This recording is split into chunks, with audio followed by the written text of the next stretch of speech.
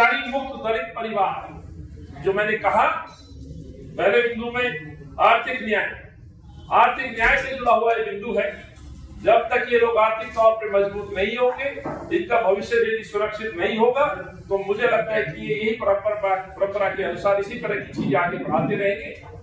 इसलिए बहुत आवश्यक है कि इस वर्ग को हर घर में रोजगार मिले। और वो कैसे मिले?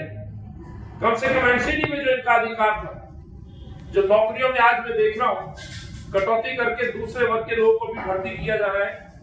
इसीलिए हम ये कहते हैं कि इनको हम बेरोजगारी मुक्त करके देंगे, नौकरियों में प्राथमिकता इनको हम देंगे। हर घर मुफ्त आरओ, मेंटेनेंस मुक्त दलित परिवार। हम जब आरओ की बात करते हैं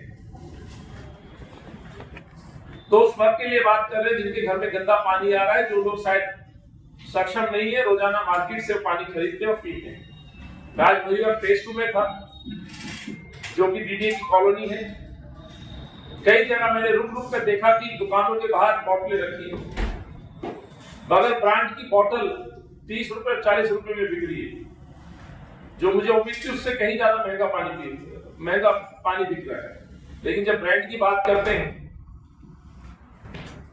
बिस्लरी जैसी बोतल आज 30 लीटर की 80-85 रुपए की बिक रही है। तो जो हमारा ये दावा है, जो रिसर्च है, कि आज मजबूरन लोग गंदा पानी पी रहे हैं, बीमार हो रहे हैं, मजबूरन मार्केट से पानी पीने के लिए खरीद के मजबूर हो रहे हैं। उस मजबूरी को खत्म करेंगे, आर्थिक बोझ को कम करेंगे, बीमारी को घटाने का काम करेंगे। तो इसलिए हमने जो आरओ का वादा किया है, हम दलित समाज के लिए एक और इसमें हिस्सा जोड़ रहे हैं, मेंटेनेंस फ्री, यानी कि आरओ की मेंटेनेंस की जिम्मेवारी दिल्ली नगर निगम, कांग्रेस पार्टी लेगी।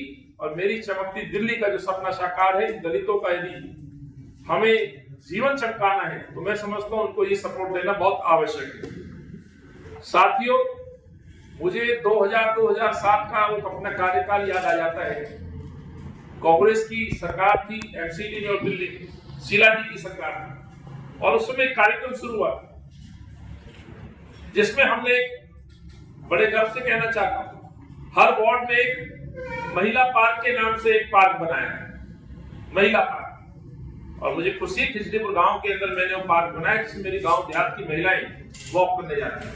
आज उसका अनुसरण करते हुए मैं वादा करता हूं, दिल्ली के अंदर दलित वार्ड, मॉडल वार्ड होंगे देश के लिए। जिस तरह का हमने पार्क बनाए थे उस समय, हालांकि पार्कों को बीजेपी वालों ने खत्म कर दिया, लेकिन एक मॉडल वार्ड के रूप में मेरा वादा रहेगा, दलित वार्ड पूरी दिल्ली और देश के अंदर एक उदाहरण साबित होगा। कूड़ा कचरा मुक्त दलित कॉलोनी मोहल्ला होगा। ये मैंने कहा है। जब ये समाज, ये वर्ग जो सफाई, इस शहर की सफाई में अपना योगदान देते हैं, तो अपने मोहल्ले पर, अपने कॉलोनी में फिर ये गंदगी के अफवाह क्यों?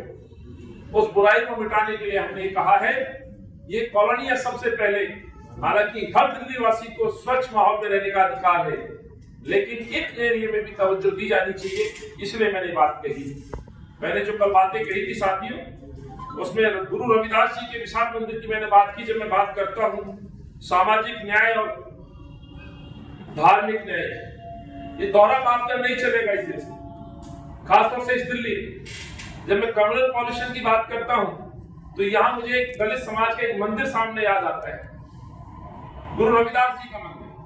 उन बातों को मैं दोहराऊंगा नहीं। जब गुरु रविदास जी स्वयं वहां साक्षात उपस्थित हुए, उस समय जो स्थिति थी, उनके चरण पड़े लोगों को अवैध किया, आशीर्वाद दिया, बीमारी मुक्त किया, और 1509 के लगभग जिसमें उनके चरण पड़े उस गांव में तुगलकाबाद, उस आज मंदिर को तोड़ दिया जाता है। 1509 में बने उनके द्वारा, खुद के द्वारा स्थापित मंदिर को जीर्णोद्धार की सेवा कांग्रेस के नेता के द्वारा मिलती, बाबू जगजीवन राम जी के द्वारा।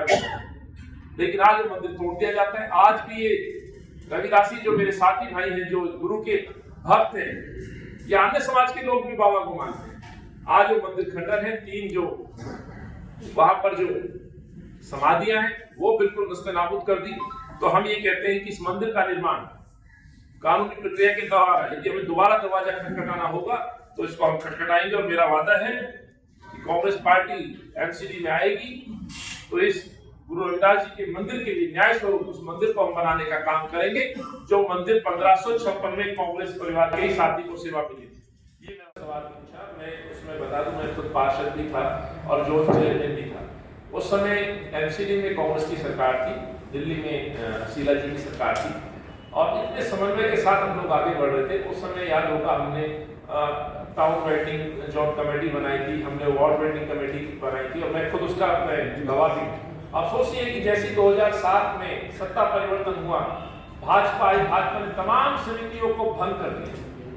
जहां उस पर काम करने की जरूरत थी, उन्होंने बनी बनाई कमेटी को ध्वस्त कर दिया। उसका नतीजा ये कि आज तक ये बेचारे जो हॉकर्स हैं, जो तयबाजारी के लिए दर बदर भटक रहे हैं, जो रेडी लगाने वाले लोग हैं, जिनको न्याय मिलना चाहिए, और ये सही का कोर्ट ने भी कई बार फटकार लगाई, तो इसके लिए तो सीधे तौर पर भाजपा दोषी नहीं, मैं कह रहा हूँ, इन्होंने काम नहीं किया एमसीडी में। इन्होंने लोगों के मकान तोड़वाए, इन्होंने हाउस टैक्स के डिपार्टमेंट के माध्यम से नोटिस भिजवाए, पैसे वसूले। इसलिए हम कहते हैं जो एमसीडी को मोस्ट करप्ट डिपार्टमेंट बना दिया, उसको ठीक करना है, इसे हम ठीक करें।